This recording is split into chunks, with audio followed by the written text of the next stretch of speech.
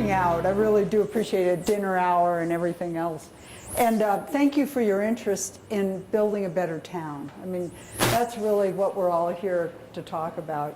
And Kimberly asked me to really talk a lot about public-private partnerships, which I'm delighted to do because it's one of those terms that's so misunderstood. It's one of those broad umbrella terms that means 100 things and can get easily misinterpreted, and yet it's such a powerful tool for what we need to do in our cities. So I'm going to zip through a few comments here and then look forward to your questions and have a conversation. So, I mean, you all know these pictures very well. America in the middle of the 20th century lost its way. We started using the automobile to define our lives, and we lost that sense of what I call village, that place where you can go, you can walk, people know your name, you feel safe, it's beautiful, it's your place on the planet. And so all cities around the world are trying to recapture that because we shape our buildings, and thereafter our buildings shape us. That's really why I'm so passionate about the work I do. So I really believe that the built environment we create impacts how we live every day and the quality of our work and the quality of our lives. So it's one of my favorite quotes by Winston Churchill. This village vision is pretty universal, actually. If you look at what makes a village, if you're in this town building, the city building business, first of all, being authentic. And boy, does Longmont hit that in spades. You're so fortunate. So much better to have the historical town that you have here, compact, walkable. Those things don't come naturally. There's been a lot of work put in Longmont and other places too. Lots of things going on, economically vibrant and sustainable. That's sometimes the hardest part. You can have the building part, but are the businesses flourishing and is more going on there? And choices. For housing, for transportation, and so on. To do that kind of redevelopment really comes down to the private sector. Did I go back? Did I miss one? Yep, no, okay. So who really builds those places? Lots of people plan them. We talk about them. We have big ideas. But ultimately, you're really dependent on the private developers to come in and do the work.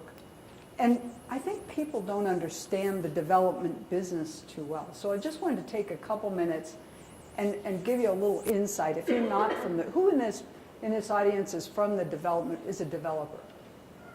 So, okay, keep me honest. If you disagree with what I say, speak up.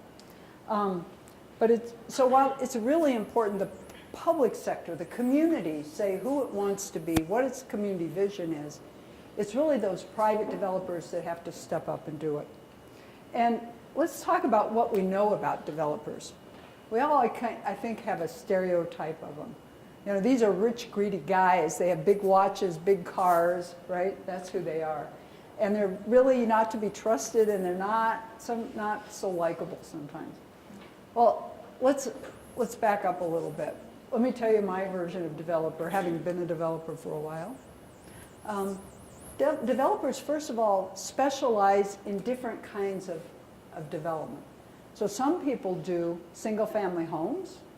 Some people do apartments, multifamily. Usually the people that do single-family don't do multifamily. Some people do office spaces. Some people do industrial. Industrial and office usually aren't the same guys, and they aren't the same ones that do the apartments or the residential. Then there's the retail guys. And then there's those crazy guys that try to do more than one thing in the same building. Retail and housing or office. Or what about the hotel guys? Those are different guys. They're all different. So it's really important when a community is looking to build its downtown that it knows who it's talking to and if they have a track record and so on. Developers are risk takers. Usually they're visionary types. They have an idea that they want to see happen. And they just have this internal thing that says, yeah, I think that's right, and I'm going to try it. They're entrepreneurs. And we have entrepreneurs in every other industry. These are the entrepreneurs that you see in the real estate industry. Pretty self-motivated, which is a blessing because they're against a lot of odds. pretty healthy egos, which it takes to be a good entrepreneur, I think. There's a question about rich. What developers really are addicts. And what they're addicted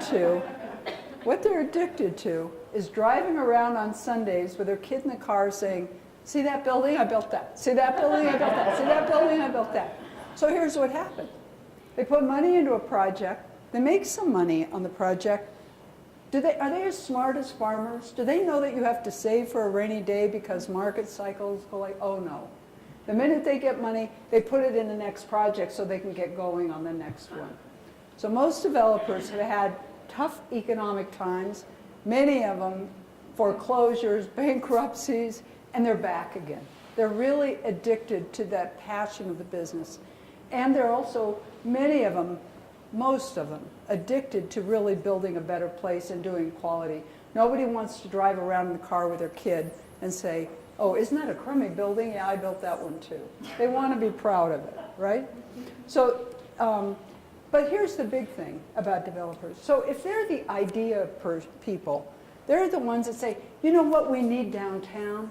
We really need a great coffee shop. I'll say that because you don't, but we need a great coffee shop. They're the idea people. I think it should be in about this part of town, or if I could get that corner property, that'd be a really great place to have a coffee. And then we could put a house up, we could put lofts up above or something that'd be really cool. They come up with the idea, but then they need the money. Uh-oh. So what they have to find out, where will they get the money? And you have two basic choices. If you're a little guy, you go to friends and family. If you're a big guy and you have a track record, you go to institutional investors. Think of the big, nasty Wall Street guys. So you tell me, who would you rather owe money to? Friends and family or institutional investors? They're both bad choices. You don't want to owe money to either one of those. But that's what developers have to do. They're really middlemen. They make a promise to their investors that they will give them a certain return, a certain amount of money back on a certain day by doing a certain thing. And then all they can think about after that is, how do I deliver on that promise? I've got till April 2021, and then I have to pay them X number of dollars. How do I make that deal work? So I really become sympathetic to the pickle they're in. And the longer it takes to do a project, the more risks there are. The more the market cycle can change, more the politics can change, construction costs go up, the corner you thought you were going to be able to buy isn't available, the neighborhood wants something else, this goes on. Deals always blow up in the middle of the deal. It always takes longer, it costs more, and they're always thinking that clock is ticking in their head. So it's very legitimate for them to say, we have to make money on the project. Yeah, they're going to get a fee out of the project and they'll get an upside, and if the project is a home run, they'll probably do well. But who's really getting paid are the investors. And they're representing those investors. So I lay this foundation about public-private partnerships because one of the underlying biases, I would say, in most communities is that those developers and their profit is way overstated. They get too much money, they're greedy, they're not trustworthy. It really isn't a fair shot. And it's important to understand that they have to make a profit too. Getting this right development, not just development, we don't want just development, we want the right development. Getting the right development is pretty tough.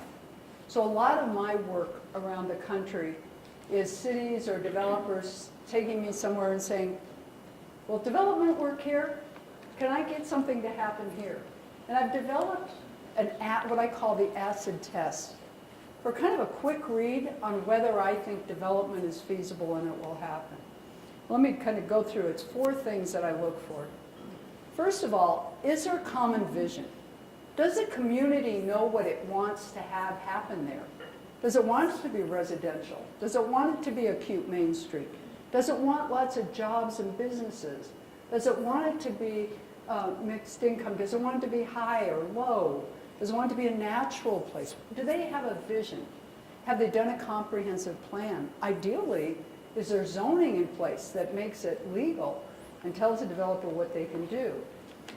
And usually, change in a community is driven by the business community, not driven by the public officials. They use the business community to support them when they have to make tough decisions about what direction the community is going. So does a community, does a business community say, yep, that's a good idea, we'd like to see that, and if that kind of thing happens, we'll be there supporting you with bringing our businesses in and giving you our political support. So is there a vision? And if there isn't a vision, developers not going to mess around with it for a long time. Go figure out what you want, call me when you're done, because I've got other deals to do and other places I can go. Second thing, is there a market for that vision? I've had the unpleasant task of telling communities that wanted Nordstrom's that they would be lucky to get Walmart. You know, everybody has visions, but is there a market to support it? And what that means often is, can you get the rents to pay for new construction? A lot of communities, and as you evolve and develop in small communities and redeveloping communities, you know, the old buildings are really precious because they can have a lower rent that lets more people in. But here's the other side of that. I often say, is it a crisis of demand or a crisis of supply? Lots of communities get stuck with one building type or one price point, and they think they can't possibly do something different or charge more money. And I think actually Longmont might be close to that point in some parts of town, because I think there's probably more demand than is being seen. Here's my classic example, townhomes. Tell me a community that doesn't love townhouses, right? And yet you'll see cities that have tons and tons of single family and not one townhome. Finally, some developer says, okay, I'm going to take a big risk and I'm going to try a townhome. Boom, they sell it like that. Because it's a product type that, you know, we don't offer enough choices in housing in most communities. And townhouses are almost always a surefire winner if you can do them. So if there isn't something that you want in a community, is that because there wasn't demand for it and somebody knows something you don't know, or is it because you really, really haven't just taken the risk? Third, you can have a vision, you can have a market, you can't get the land. And this is a big thing you'll hear from developers right now. Well, you can get the land, but at what price, right? At what price? It has to pencil out because they have to make that return for their investors. They have to make that, pay them back at a certain time. What happens when you have an area that's changing a lot, like Longmont is downtown in particular, I would say, people start speculating. Oh, we're going to get the bus rapid transit. We're going to have a transit center. Gosh, I'll bet my land's worth a lot for that. Well, I'll just double the price of the guy next door, see if I can get it. The developer comes along and they try to do a negotiation. The price is too high, kills the deal right there. So can you get the land you need? And if you're trying to do something transformational, really change the character of an area, you need something big enough, even if it, I don't mean tall, I mean with enough uses and enough draw to it that it can really be transformational and bring new people to the area that wouldn't come before. That usually needs quite a bit of land. You know, one little lot, one little building won't be transformational. And finally, you need leadership. And the leadership, I call them champions. And they need to come from all three sectors. The private sector, who is usually the developer, they're a champion for their project. The public sector, definitely you need your city council person, the mayor, and more is better. So you need the public sector, the planning director, you know, as much as possible from that side. And you need the nonprofit sector. You need the neighborhood groups.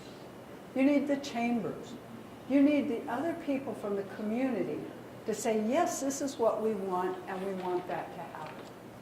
So can you find champions that will support you and care about this project? They might say, yeah, it's fine, but it's just not my priority.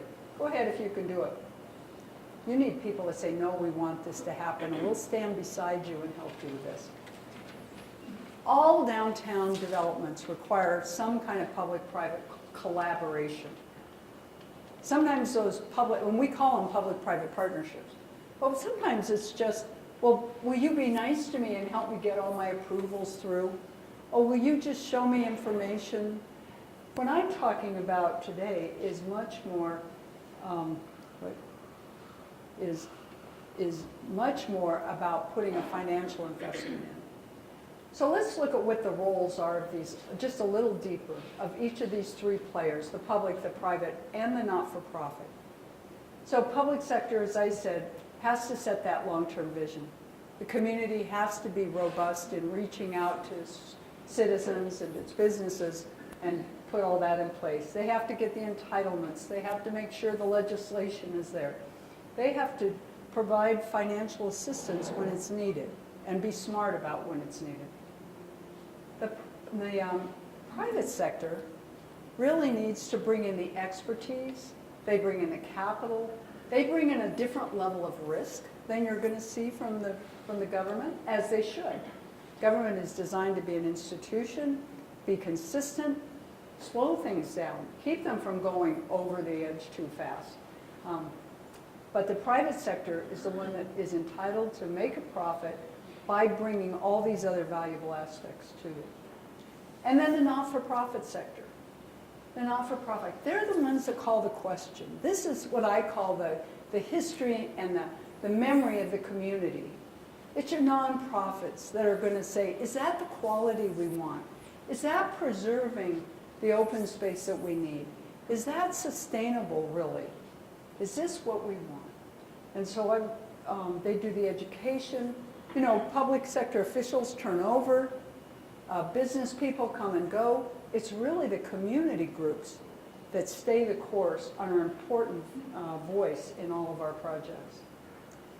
So I define for tonight these public-private partnerships as places where you have cooperation and financial participation by more than one sector. And it can be public, private, not-for-profit. And I don't care where the money comes from. I'll take it from any of them. But anytime those three have to get along, then you've got what I call a public-private partnership. And these things aren't easy because guess what? People don't always agree. Even when they're in the public sector, they don't agree. Or the private sector and the not-for-profit sector. And I'm sure all of you have experienced some of this in your day-to-day lives. Let's look at those sectors. It's kind of fun to look at why these conflicts come up. They're really given different missions. They have different objectives. I mean, we'll take the objective role, and you can read most of the rest of them. What the public sector is trying to do is build a great place.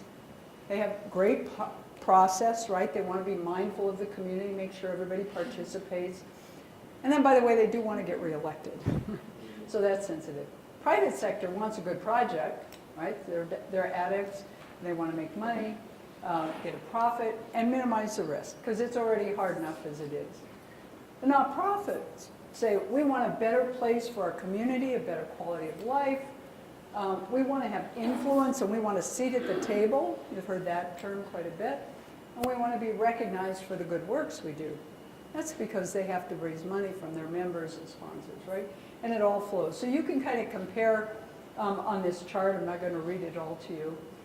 But how they make decisions, how they get their money, what their timelines are like, fast or slow, very different. What their risk tolerance is, very different. How much they know about real estate in the first place, how much they know about politics, how involved they are in politics. I can tell you here, developers sometimes are the worst of the bunch. You know, they're just so focused on their deal, just not as mindful of the community aspects. And I tell them all, go hire a good spokesperson. Usually it's a designer or somebody. Go get somebody to represent you. You're not doing this job. So then why do we have to even do these P3s? The reason there's so much talk about them is that they're really designed to pull on the strengths of all three sectors to do projects that no one sector, no one party could do by themselves or do as well by themselves. So it's a marriage out of necessity.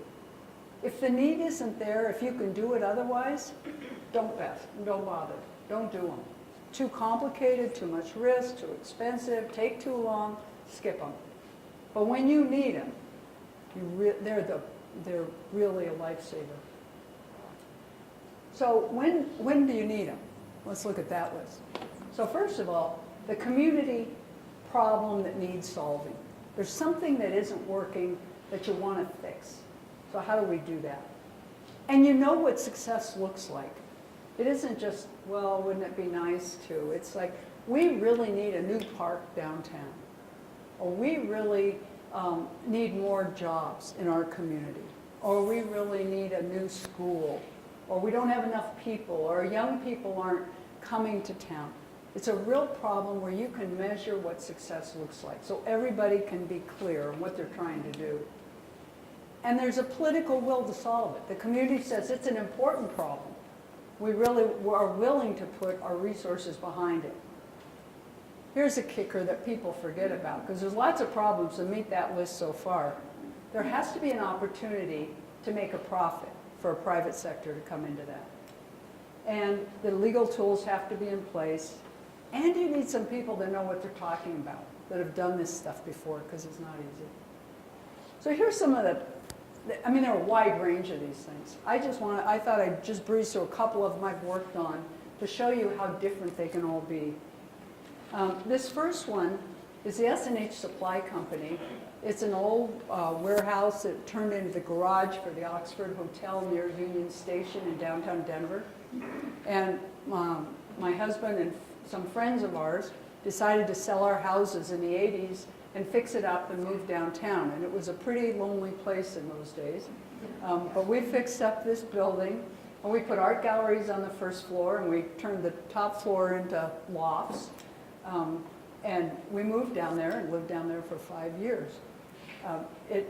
We could not have done it. We all had to sell our houses, use our mortgage money to afford to buy it. We all had to cross guarantee to get the loan done. It was, the 80s were tough in downtown Denver. They were tough everywhere, I think, around here. We could not have done that if we didn't get a historic preservation loan and tax credits that came from the state. And it wasn't a lot of money, but for us, it was a deal breaker. It was what enabled us and encouraged us to take that risk to try it. The next one, well, actually at the same time I was working on this for my day job. This is the Denver Dry Goods building. This was a magnificent old department store in the middle of downtown. The problem here was downtown Denver was empty. This is when Forbes magazine said, you can't fall off the floor about Denver. The only cheaper office space in the world was Kuala Lumpur. It was brutal, I can tell you. So the Urban Renewal Authority decided that they liked this old department store. They loved that it was historic. And it was kind of on 100% corner of California and 16th. 350,000 square feet, gargantuan building. The Urban Renewal Authority felt so strongly about it because we didn't have a strong historic preservation community. So they actually bought the building. And then they were stuck with it, maintaining it and caring for it. And they couldn't find a developer fast enough. So it went through 4 developers before we found a developer. I was sitting on the board at that time. Before we found a developer that would do it, and lo and behold, it was from New York. Couldn't get anybody in the middle part of America to do it. So we finally found a developer that could do it.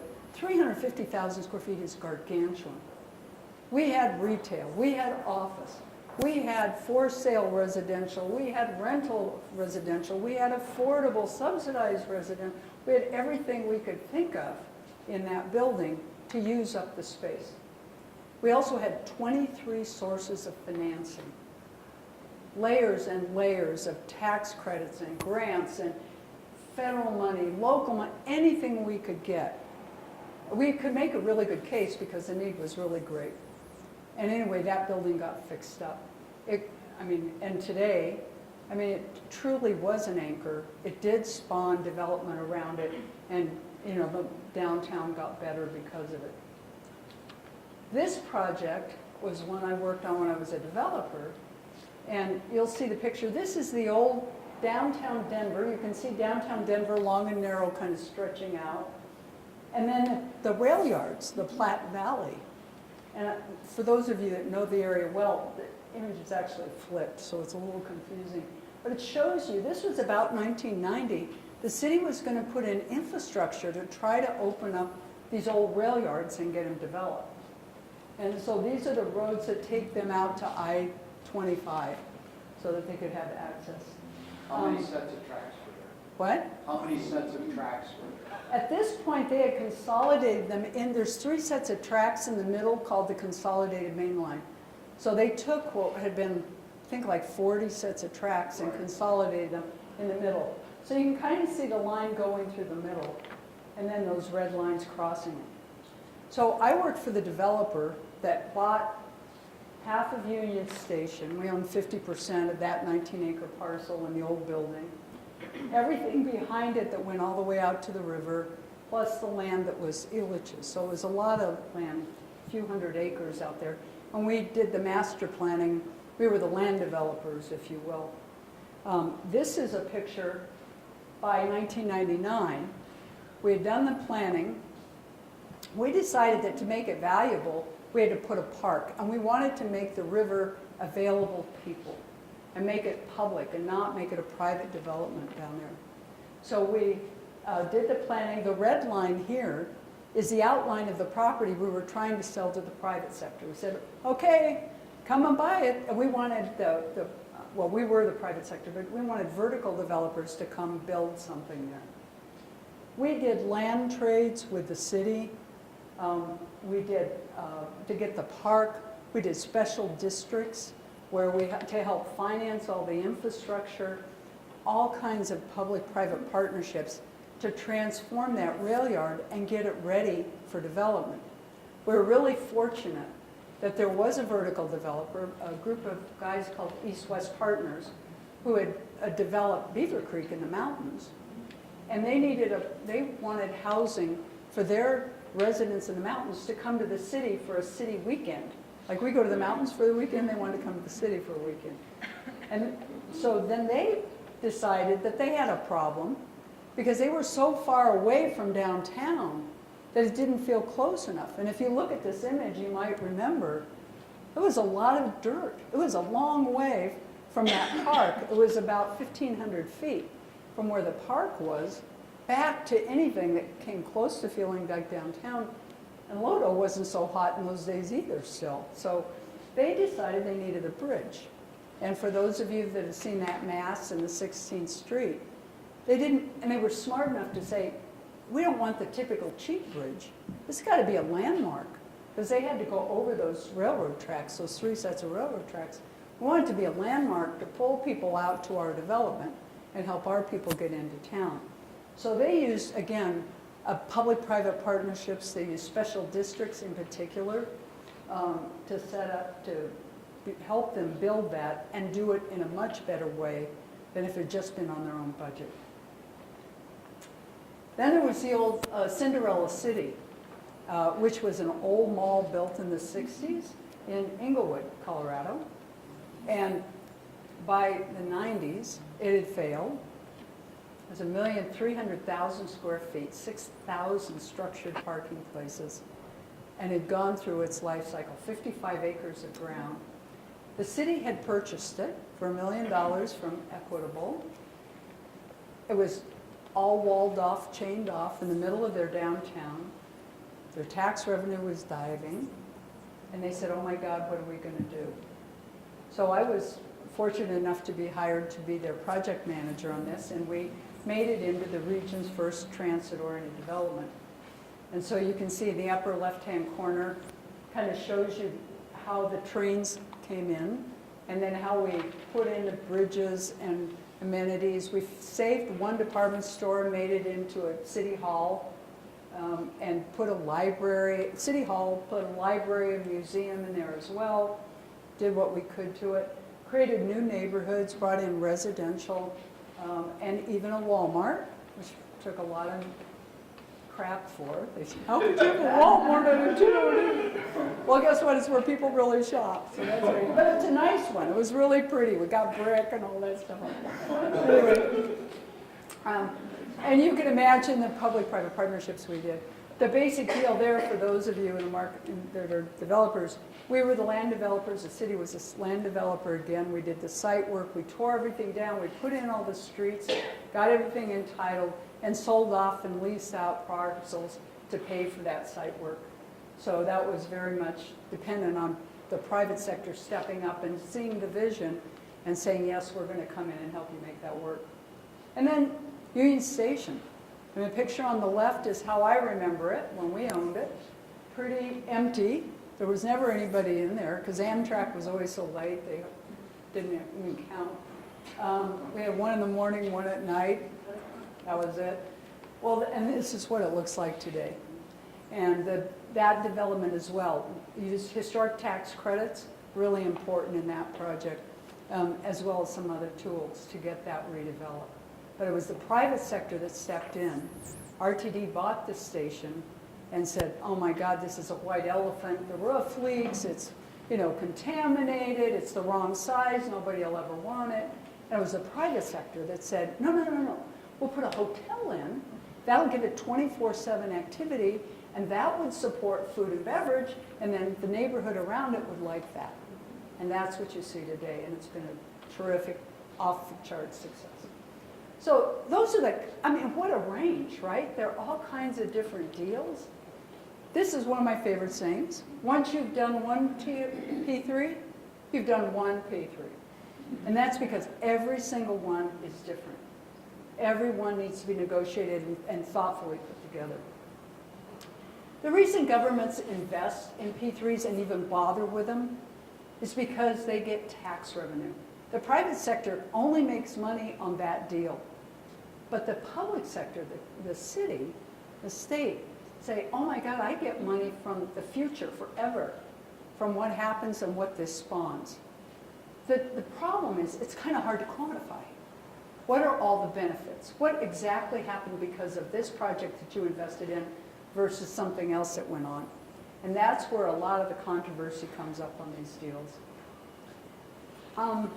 So I'm trying to sort them out and make them kind of simple, but it's such a powerful tool and so many different kinds. So indulge me a little bit. I kind of sorted them into two types. One is when the public sector is helping the private sector, which is kind of what we think about with this kind of real estate development that I showed you the pictures of and we're talking about. And when the community has a vision and it fulfills that.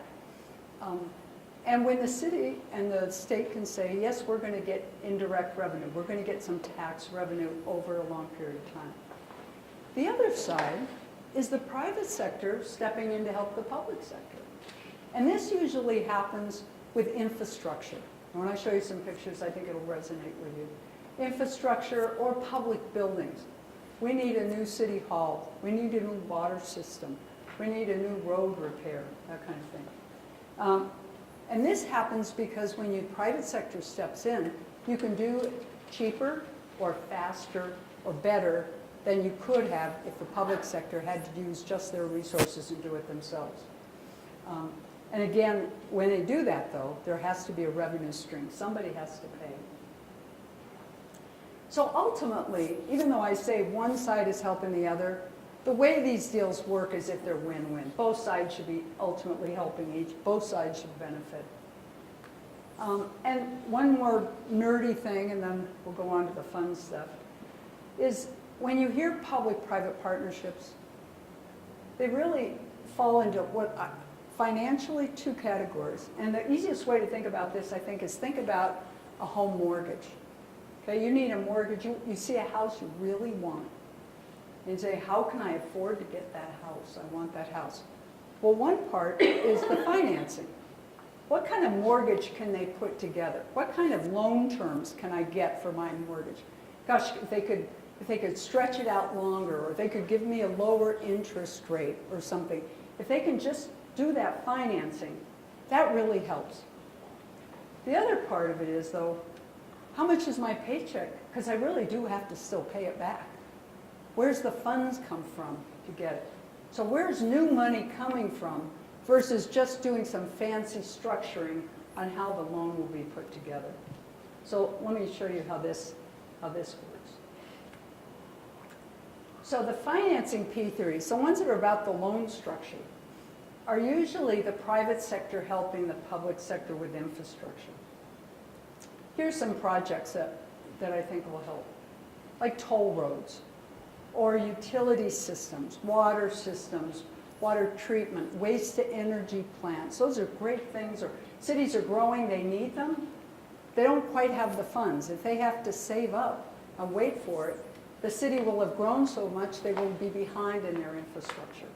So if the private sector will come in and structure a loan that they can afford, then they get to have it earlier and they get the benefits of it for a longer period of time. So it's worth it to them. Increasing transit systems. This is how we got the air train built in Denver that goes from Union Station to the airport. There's a public-private partnership where the private sector said, I know you can't afford the whole thing right now. I'll step up and help you with the financing, get the thing built and operate it for you, and then you pay me back. Public buildings, increasingly we're seeing these in public buildings, and college campuses. Colleges need new buildings. They don't have the expertise, they don't have the money, so they say, you go do it for me and I'll pay you back. So it's like fee developer work. And so these deals usually are, the private sector comes to the public sector and says, okay, I will provide any combination of the following. I'll design it for you, I'll build it, I'll finance it, I'll operate it, I'll maintain it. I'll do any part of that, any combination you want. And then I'll customize the payment for you. So you tell me how much money you have. When RTD built that air train, they said, well, we can generate, we have our sales tax and our fare box, and we have all our interest, all our revenue sources. We can afford to pay you X dollars per year. And they backed into it and said, okay, 37-year loan. Okay, they got a 37-year loan, and they promised to pay them back over time. And then they also got $1 billion from the feds, which was nice, and that helped it. But in any case, the private sector comes in and they have a profit that they get out of it, but the project gets done. And it unloads a lot of responsibility and a lot of risk from the public sector. Why would they know how to do projects like that when they do them once every 20 years? Who has that experience? So I told you already, that's how the rail got done to DIA. And yes, this project has had hiccups, right? There's been problems with it. But their contract addresses how you handle those problems, and they're working through it. And they're mad at each other, and they're squabbling in the newspaper, and they're both saying, this deal is too valuable, both of us, to break. We're going to figure it out. This is one, I wanted to talk about these kinds of projects because they're creeping into city building. And this was kind of a poster child project. It's kind of, it's huge. That's one of the reasons it's a national poster child. This is downtown Long Beach. And I don't know if any of you have any experience in downtown Long Beach. My first banking job was on Main and Main in downtown Long Beach, and it was a sorry place, I'll tell you that. Very sorry. And it actually has lagged a lot of development in California over time. So the situation was their downtown was not good. Didn't have much building stock, it wasn't much going on. They had a horrible city hall. It was costing them a fortune to maintain it because it was so inefficient, old, and so on. They didn't have anything going on in downtown. And they also wanted to bring in some anchors like a performing arts complex and a new library. They wanted to beef it up. But because nothing was working, they didn't have any money to do it. So what they did have, what saved them in this deal, they owned some land in downtown and several blocks in downtown actually that they had acquired. So that was their capital in the deal, if you will. Private sector consortium, a group of companies came together and said, guess what? We really like that land. And we would love to build you a new city hall, and we'd love to build you a library, and we'd love to put in a new park. You can see the new park in there. they added all these different amenities. Long Beach does have good, it should have good potential, right? But it just hadn't happened. So they said, we'd love to do that because we're going to be adding value to our own property. And here's what we're going to charge you. What they ended up charging them, you give us the land, and then you pay us X dollars per year. What they ended up paying was less than they were paying to maintain that crummy old city hall. It actually saved them cash, and they got the development that they wanted downtown. So this deal is now being built. Some of the buildings are open. It's, you know, everybody's watching it really carefully to see if it really works. Colleges have used this kind of model before. We need new residence halls, or we need new classrooms or whatever. This is really the first big one that's happened in the country about building downtowns, where the private sector stepped in. So I'll keep you posted on how that goes. So what's the controversy about these? Why are they so hard to do? Why don't you see more of them? Well, the first question people say is, are we selling our community assets to those greedy developers? Are we losing? Those are public. They belong to the city. We shouldn't sell them. Well, guess what? You're not selling. All these deals come back at the end of the term, and they're owned by the public sector. They're not sales. Sometimes they're structured as sales to get the financing in place. There's always, it comes back to the public sector. And it's a real misunderstanding. So that issue is really a question of education. Why can't the government just do it? Well, the government could do it if cutting taxes wasn't such a popular idea, right? Cutting staffs, cutting expertise, cutting cash. So they can do a lot, but they can't do everything. So when you have special big deals, it makes sense to bring in help. What happens if they don't deliver? What if there's a problem? That's what the contracts are for. And the contracts, especially on big deals like some of these, are huge. You know, they cost a lot of money, but they're very comprehensive. Because 37 years, what could happen over 37 years? And the government, what if the government doesn't get a good deal? And this is underlying, it's a lack of confidence in the public sector that they can negotiate with the private sector and get a good deal. And I don't think that that is well-founded. I think that both sides hire good attorneys, both people, you know, and actually the public sector does a lot of these deals. So you don't want to, the first one is always the toughest. The second one's still not easy. The third and fourth get easier as you learn how to do them, with a caveat that once you've done one P3, you've done one P3. They're all different. And then the last one, of course, is, I just don't understand it, and I don't like those guys. I don't trust them. I don't want to have anything to do with it. And that's the saddest case of all. Now, that's happened. Cities, Indianapolis had a deal that was going to transform downtown. The mayor was all over it, said, I'll tell the city council. The private sector spent millions of dollars getting all the documents, everything. They were at final approval. This had taken years to get this negotiated. They got to city council, and city council said, I don't understand it, I don't like it, we're not doing it. The deal blew up, and Indianapolis will not see private investment, I promise you, for decades. They have a black eye because they did, you know, because that happened. It's not a good excuse. So let's go to the other side. Here's the public sector helping the private sector, now building towns, okay? Affordable, you know, mixed income housing, one of the top things that we all think about these days. Historic preservation, economic development, downtown, neighborhood revitalization, transformative development. These are all common motivations for jumping into a public-private development. And there are so many tools. I'm not going to take you through all these tools. Happy to answer any questions when we get to that. But business improvement districts, tax increment financing, buy the land, the public sector buys the land and gives it to you for a little cheaper price.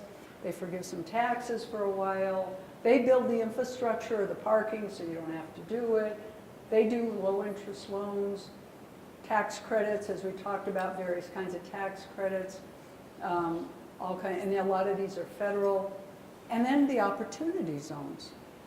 And I put it in red because this is new out of the new tax code. So it's a really exciting idea. You don't have to read this whole slide. but for those of you that are interested, all of downtown Longmont is in what's called an opportunity zone. The new tax code called for several thousand of these around the country, but they're in underperforming areas, and I'm not exactly sure how downtown Longmont got into it, but thank God it did. Good for you. And what it does, it's a tool, so an investor who buys into a business or a building has reduced capital gains tax. And it actually has an incentive to hold the investment longer. So if you hold as long as 10 years, you get a really tremendous reduction in your capital gains. In fact, anything you invested in this property to the end can be deferred, like no capital gains on that. I wouldn't say it's totally complicated, but I'm not a CPA and I'm not here to represent all the deals. But we do have CPAs in the audience that could talk to you about it. The thing is, it's a powerful tool because there's what, $6 or $8 trillion of deferred capital gains by investors around the country. And this is a way for them to put their money into businesses as well as buildings and defer those and reduce their taxes. So what's the controversy? Why don't people like it when we do these things? Well, there's this, oh, was it but-for money? Did that developer really need this money to do the deal? This kind of flows into that same thing. Did the public sector get out negotiated by the developer? Were they as smart? And you know, that's the work of the public sector, is to make sure that that it is but for money. But for this public money, you couldn't do that deal. That's good policy. Developers always have 5 or 6 pro formas. You know, they have lots of different versions of the financials. So understanding how you sort through that is not easy business. But believe me, it can be done. And, you know, and so that's really the hardest part of the job. Was really the best project to invest in. You know, we don't have unlimited public money. Was this the one? That's for the community and the elected officials to decide. How do you measure the benefits of the project? It's tough because it's going to be long-term, indirect. Some is taxes. Some is, you know, you build a park. How much was that worth to you? What did it do for your community? Oh my God, what does a park do for all the people within, you know, half an hour of that park? It's huge. Is the city mortgaging its future? This goes to we don't have unlimited funds. Oh, here it is. I don't understand it, and I don't trust those guys. Forget it, I'm not doing that. That's the worst excuse of all. So here's some lessons learned. These are really great tools. You know, they're not easy. I've been pretty candid with you and kind of going through that. But they're really essential in city building. You're going to see a lot more of them because the federal government is gradually reducing its engagement in local cities and the funds that it has. So real innovation is coming locally. The most innovation at state levels in some states, but really at the very local level. And it's the local people, it's the local governments that are really making the difference. So we've got to get good at these. Not all deals need public money. I don't want to sound like too much of an advocate. I've seen them work. I've lived through lots of them that have really been transformational. But I also know that they're not for every deal. They depend on these contracts. I mentioned it briefly. Those contracts are really critical because you're basically taking the decision-making away from a political process and giving it to a contract and a business process. So this contract has to think of everything. When you get to these big deals, most of these big ones like the airports and so on, they're spending millions at the front end of the deal to write all the contracts and get everything in place.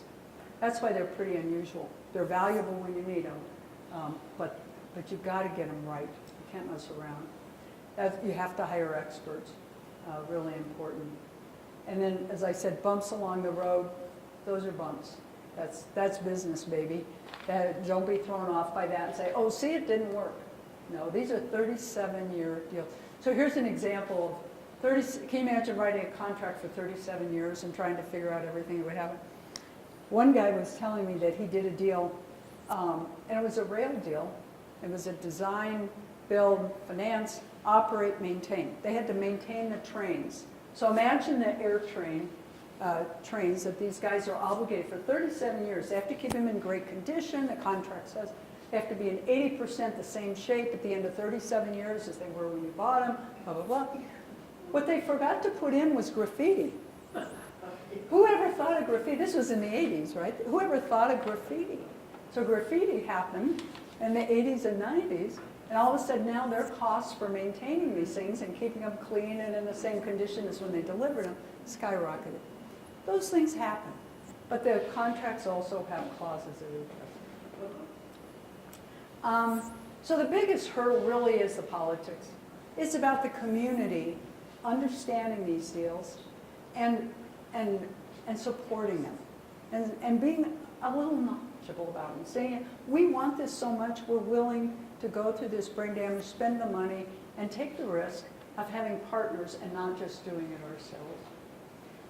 And getting the elected officials who turn over and don't come from the development world, by and large, to understand it, because they're really ultimately the decision makers.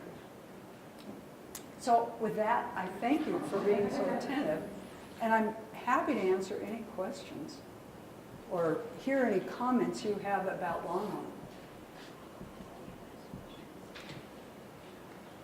Go. Can you give a timeline, length of time some of these projects actually take? Oh, how long do these projects take? I left out that part of the. So any project, so this is back to the being a developer. The easiest, cheapest thing to do if you want to be a developer, and lots of people do this on the side, right? I have a day job, but I fix up houses at night, right? And I fix them up and then I flip them because our market's doing so well and I like doing that. How long does that take? At the very least, you have to buy something, fix it up, list it, sell it, close it. You know, that's at least a year to 2 years.